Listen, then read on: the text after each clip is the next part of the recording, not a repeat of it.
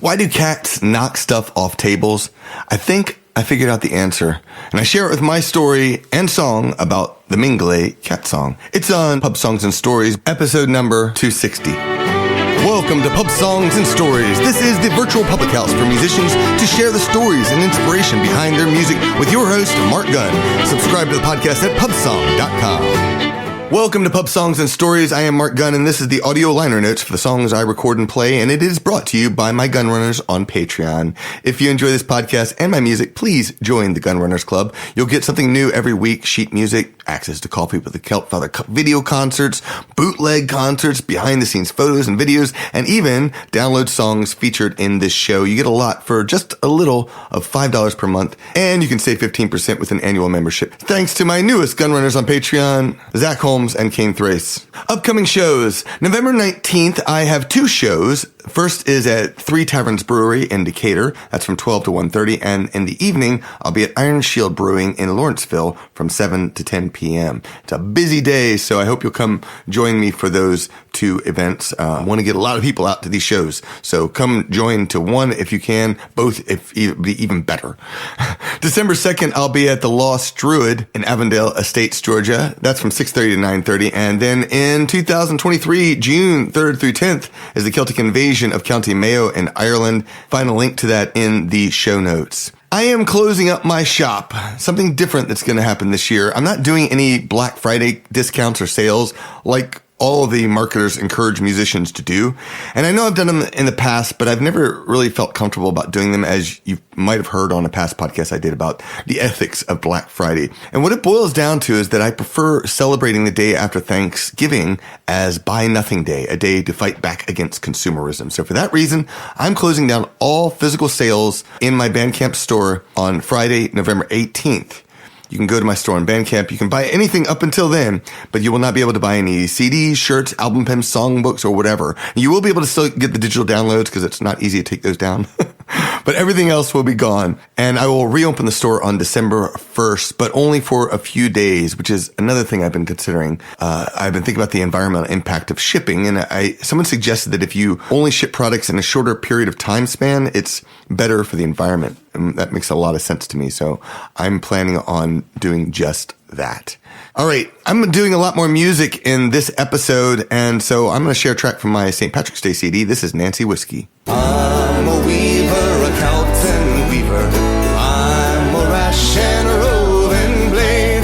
I've got silver in my pocket, and I follow the roving trade. As I come in by Glasgow City, Nancy Whiskey I chanced to smell, so I went and sat down beside her. 7 long years I loved her well. Whiskey, whiskey, Nancy Whiskey. Whiskey, whiskey, Nancy, oh. The more I kissed her, the more I loved her. The more I kissed her, the more she smiled. Soon I forgot my mother's teachings. Nancy soon had me beguiled. Whiskey, whiskey, Nancy Whiskey. Whiskey, whiskey, Nancy, oh. I'll go back to the Calton weaving. I'll surely make the shuttles fly. I'll make more at the Calton weaving than ever I did in the roving way. Whiskey, whiskey, Nancy Whiskey. Whiskey, whiskey, Nancy, oh. Come all you weavers, you Calton weavers, all you weavers, where you be? Beware of whiskey, Nancy Whiskey.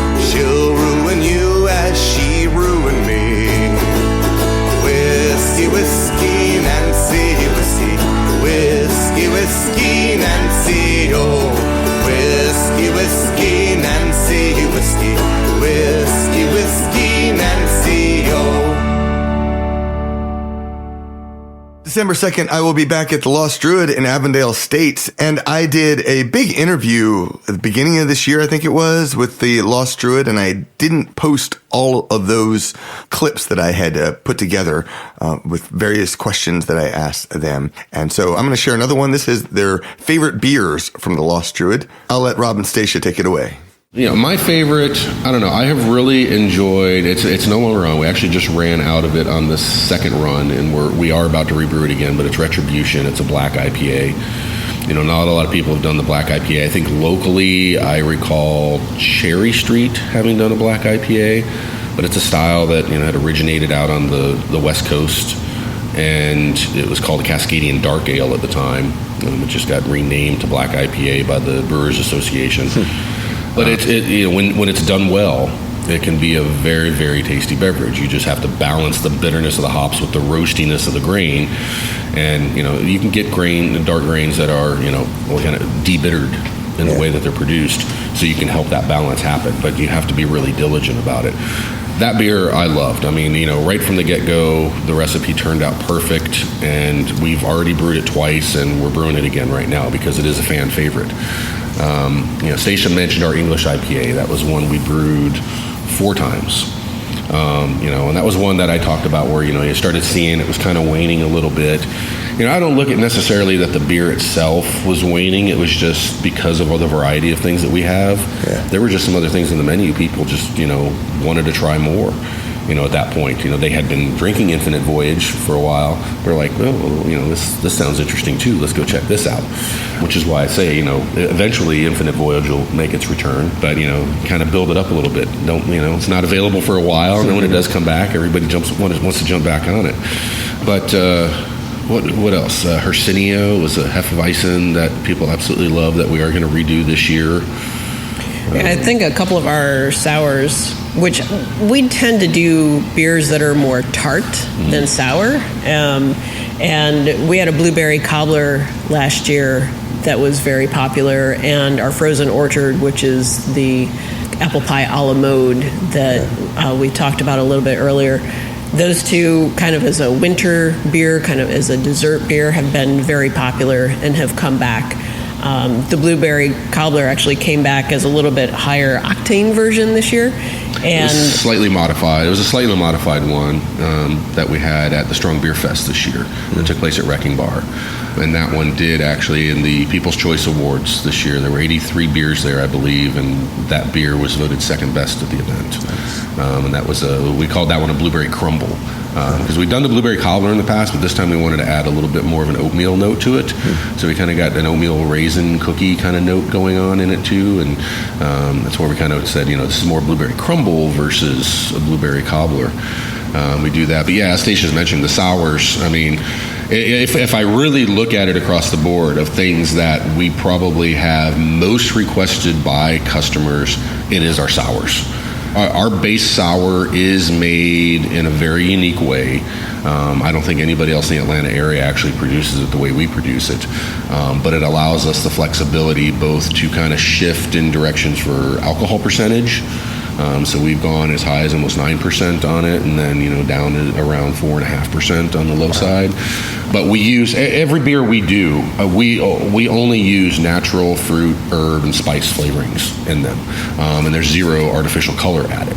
And so that's something that always surprises people when they do see the colors of some of our beers and that, when we go through and we're like, oh yeah, and even on the seltzer side, when some of our seltzers actually have color, and they're used to pouring something out of a can that's mass produced and it's always clear. And it's like, well, that's because, there's natural fruit, being added into that. The alligator always threw me off because it just looks like water and it tastes nothing like water. Wonderfully nothing. But some of them are, and and that's actually just a byproduct of the fact that was actually Alligator Whippin' was a lychee lemon meringue that we had. So we tried to replicate a little bit of a meringue note in it, but the lemon and the lychee, for all intents and purposes, they're somewhat colorless. If you looked at that in the light the right way, you'd see that there was a little tinge of a yellowness to it.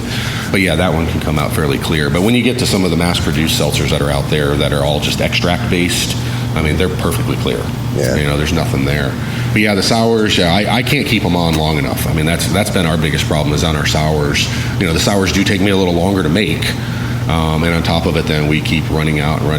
And because of the variety on our sours that we have, whether there's something tropical or something, dessert oriented like a pie, or even something that, is apricot based, they fly off. The taps are just always emptying, and it's always, what's the next one? What's the next one? What's the next one?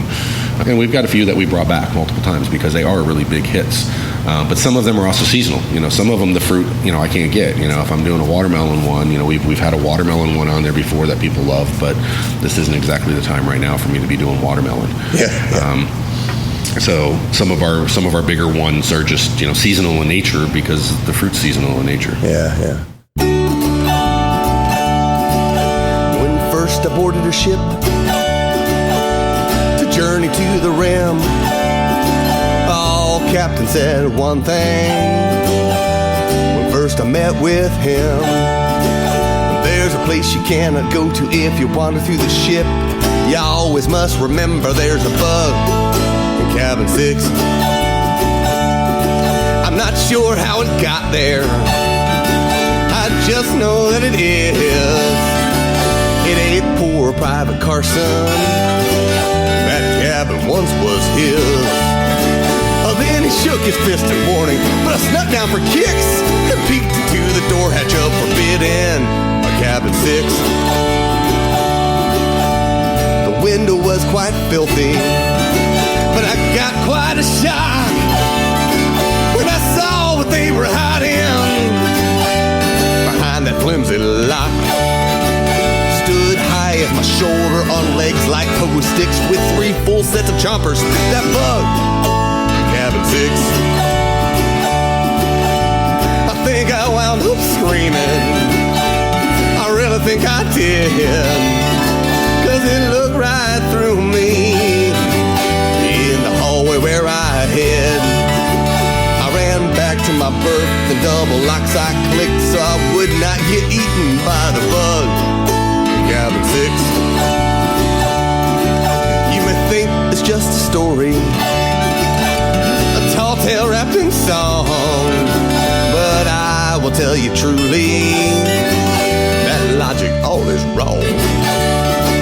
Somewhere in that wasteland in the black starry mix, that ship is still sailing with a bug. Cabin 6.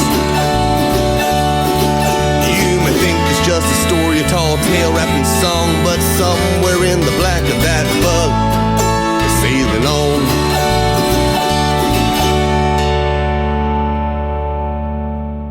That, of course, was There's a Bug in Cabin 6. It's from my album As Long As I'm Flying. What else is new? Well, it's been 11 years since I last posted an episode of the Cat Lovers podcast, and it seems like only yesterday. Okay, it's not really true. It feels like 11 years. I thought about rebooting it, but I decided instead to do this special feature on cats and Celtic music for this episode right now. And that's because I released a new album this year. It's called Selcouth, which means when everything is strange and different, yet you find it marvelous anyway. It's also the reason I released a new song, a new cat song on the album, which I'll talk about in a bit. But first, I want to thank a few of my Celtic cat fans on Patreon. I have a lot of those. And I sent out a call and several folks responded. Don Rice is from Moorhead, Minnesota. He writes, definitely a cat lover as we have owned many.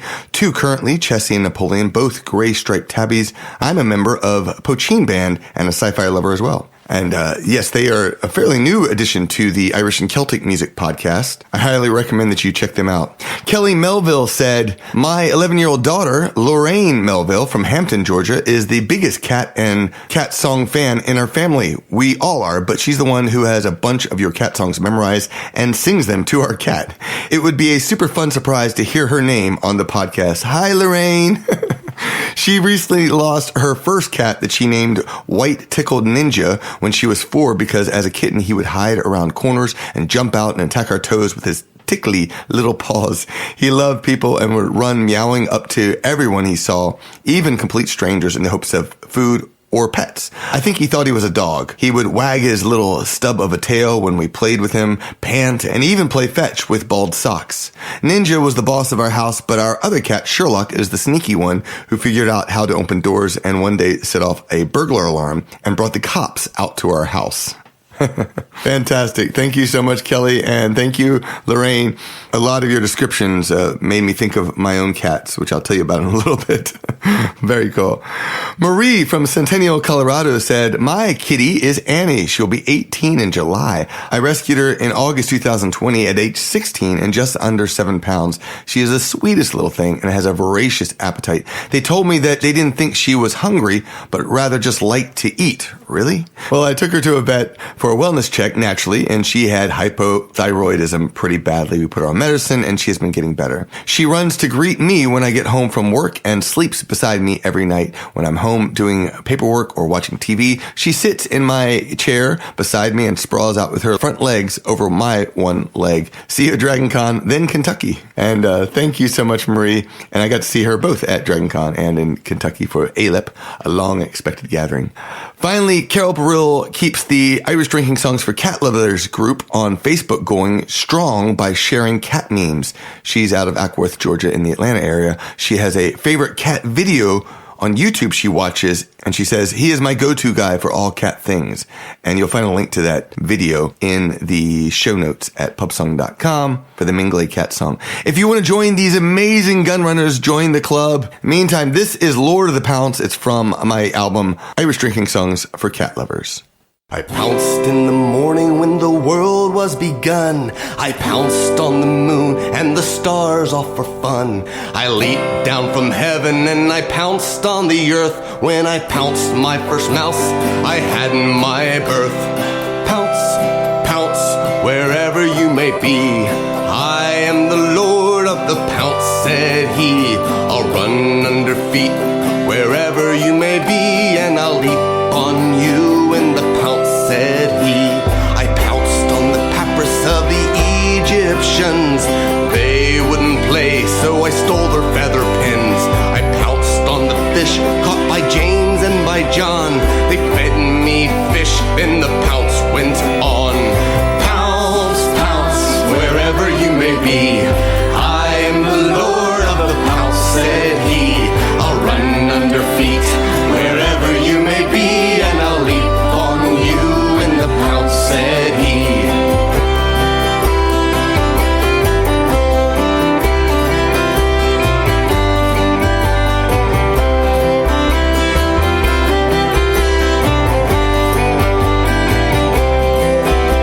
I pounced on the Sabbath, rubbed my head against the lamp.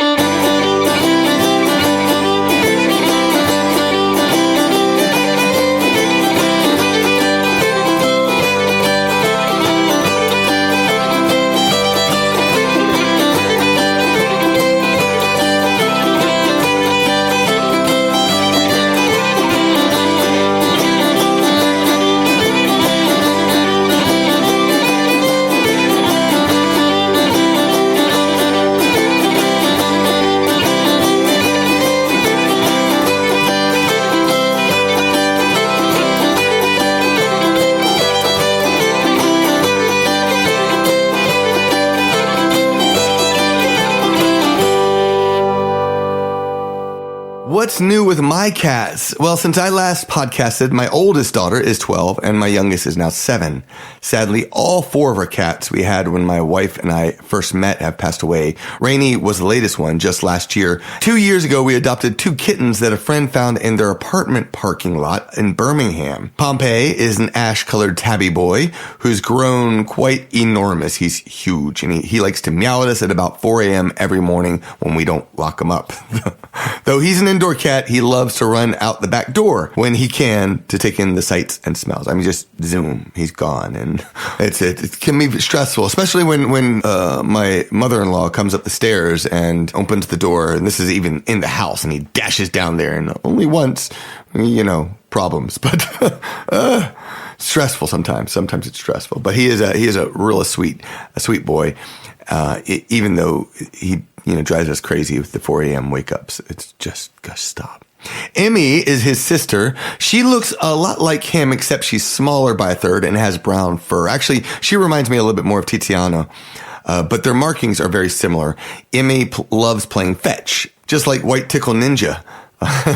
Which is super cute, just like Tiziano too. And if you ever heard me podcasting and a cat starts begging for attention, it's usually Emmy. She loves to play, but she does not love it when I pick her up. Well, she's not bad. She's fine, but when Kenzie picks her up, she's happy, but not me, not so much. I got a couple cats who are just like, oh, boys, ew.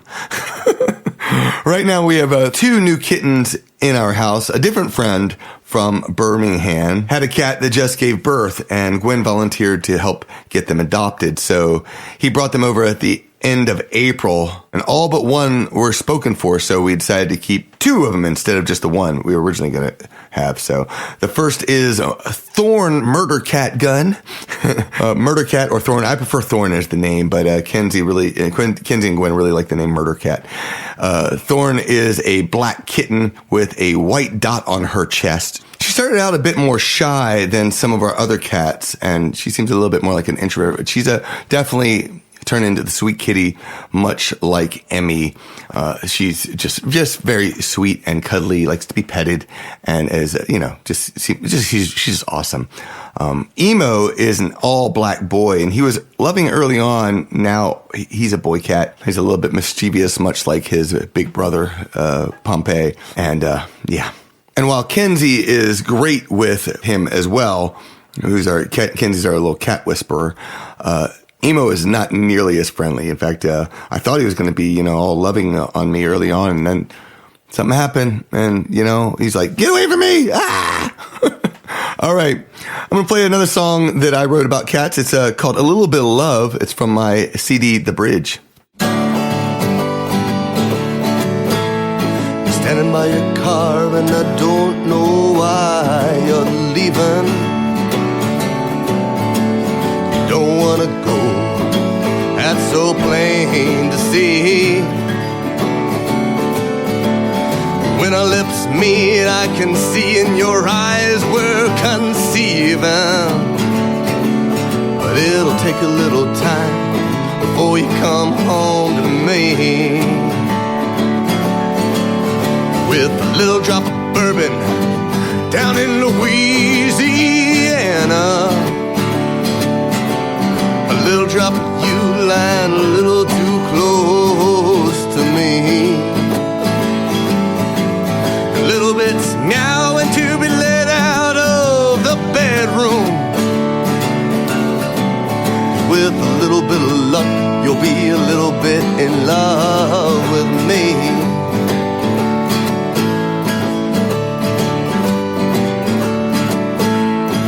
Remember last night when Colin walked into that restaurant? You pulled me close as he proposed in broken Portuguese. I know you think a movie it ain't worth believing. But believe me when I tell you, you've enchanted me. With a little drop of bourbon down in Louisiana, a little drop of you lying a little too close to me.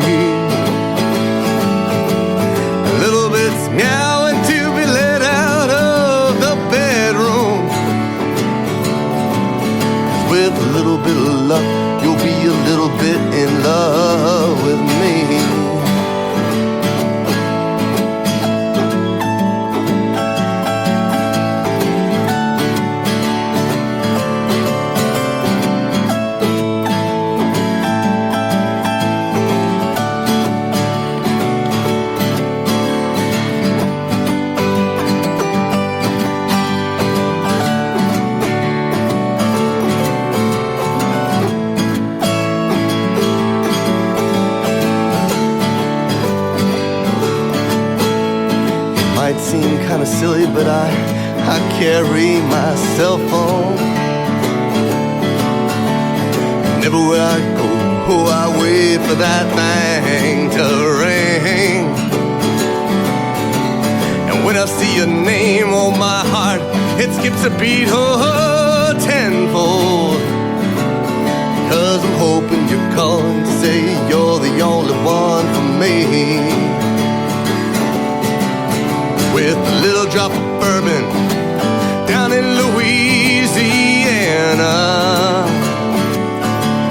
a little drop of you lying a little too close to me,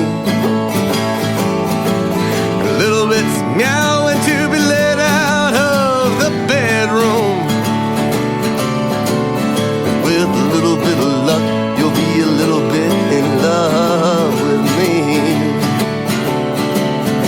And a little drop of bourbon down in Louisiana, a little drop of you lying a little too close to me, a little bit's meowing to be let out of the bedroom. With a little bit of luck, you'll be a whole lot in love with me.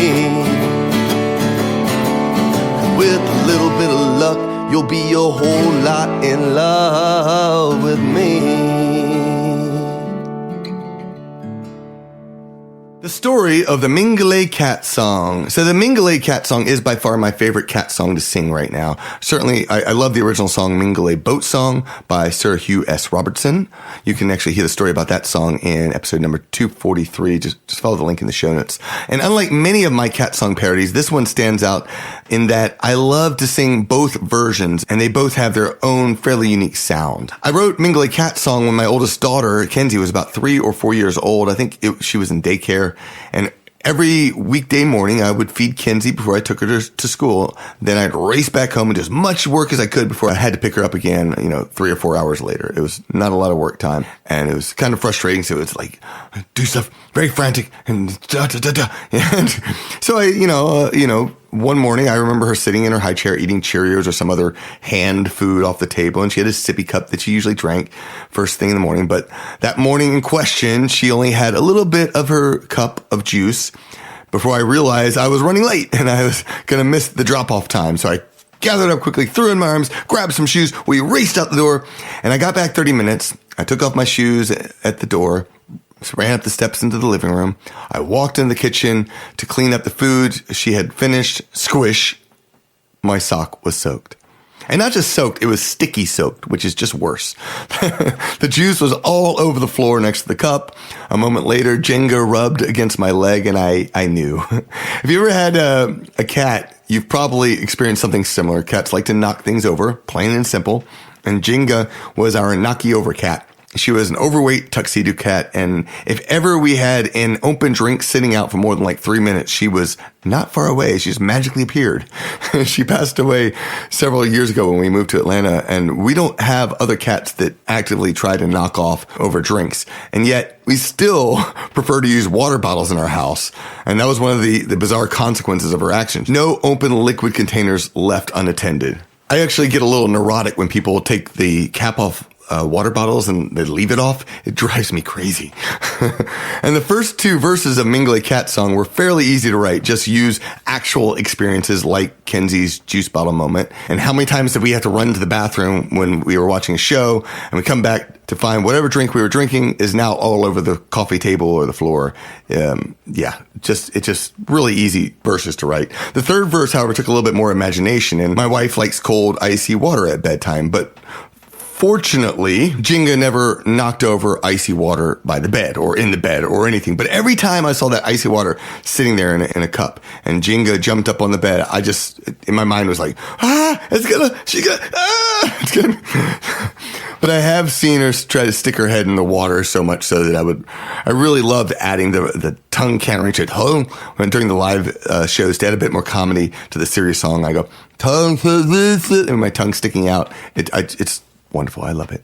And the final verse attempts to answer why cats knock over water. And I think most, or any cups, I think most cats fans like to say that their cats are just jerks, which, has its merits, but I feel that adding a scientific approach, that they were conducting a physics experiment, is so much cooler. And of course, the last line, tap the glass, cats, watch it jiggle. If it doesn't tip over, then knock it again. And in my mind, that's just beautiful comedy. Now, the one other thing that I thought was really fun on this recording was that years ago, when I first started doing my Irish Drinking Songs for Cat Lovers series, I played this show where I was supposed to be singing Wild Rover with Andrew, and I started meowing in the middle of it because I couldn't remember the original lyrics. And since then I was like, I'm never playing the same, it's one or the other. It's always one or the other. I've since learned that there are some songs that I can do that way. And Mingulay Cat Song, when I normally sing the song either in C or D, Mingulay Boat Song in the key of C or D. And because of that, I changed the key to F for the cat version so that hopefully I will never forget that. And so far, it's been pretty good. So the song, of course, features yours truly on alto-harp and vocals. Nathan Deese plays bass and whistles. And I had a group of people on Facebook who I asked, who wants to sing background vocals on the Mingulay Cat Song? So I have C. David Dent, Chris Carr, Heather Ackroyd, Jennifer Shelley Haskell, Morgan Hubert, Gwyneth Hubert, Nick Watson from Rathkelter, and Whiskey Bay Rovers all sang back up on the song. And it was mixed by Rich Brotherton, who did my second cat CD, Whiskers in the Jar, as well as the bridge. And he's a brilliant musician and producer and such. So I was really excited to have him mix that as well. And without further ado, here is Mingulay Cat Song. See the glass cats, watch it splash cats, see the liquid roll off of the table, see your human in their socks cats as they step in the puddle you made. Little girl holds a full sippy cup, only drinks half of the juice up. She leaves for school then, the bottle ends with a splash. Your paws get sticky on the floor. See the glass cats, watch it splash cats, see the liquid roll off of the table, see your human in their socks cats as they step in the puddle you made. Humans watching TV distracted, or they leave to use the bathroom, jump up on the coffee table and knock the milk down and lick it up. See the glass cats, watch it splash cats, see the liquid roll off of the table, see your human in their socks cats as they step in the puddle you made. Ice cold glass of water at bedtime, set it down not far from the pillow.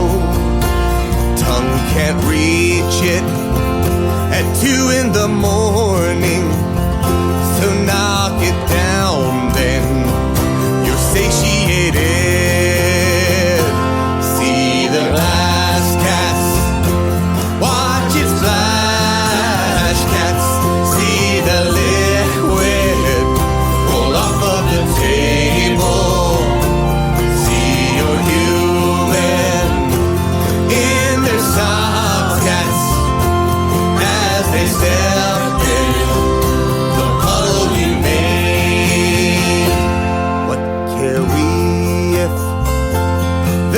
done drinking.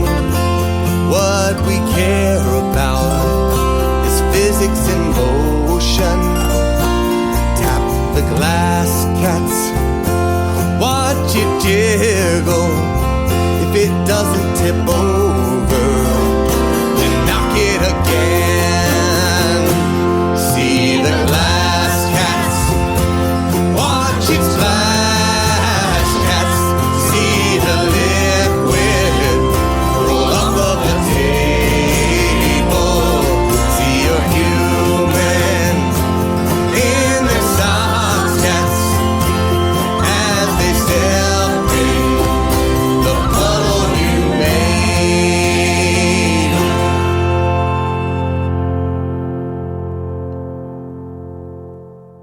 You can download this song as an MP3 when you join my Gun Runners on Patreon. And I would like to know, what are you doing while listening to Pub Songs and Stories? I'd love your thoughts and feedback. So I keep changing these formats and trying to find something that I feel like suits me and hopefully you as well. It makes it something you want to listen to every time. So please send your thoughts and feedback. You can also take a picture of yourself and tell me what you were doing while listening. Post on social media. Use the hashtag Pub Stories so I can find and share your story. Thanks for listening to Pub Songs and Stories. The show is produced by Marc Gunn, edited by Mitchell Peterson, with graphics by Miranda Nelson Designs. You can subscribe and listen to my regular show wherever you find podcasts. You can also subscribe to my mailing list. You'll get regular updates of new music, podcast special offers, and you'll get more stories behind several of my most popular songs. And of course, please tell one friend about this podcast. Word of mouth is the absolute best way to support any creative endeavor. Have fun and sing along at pubsong.com.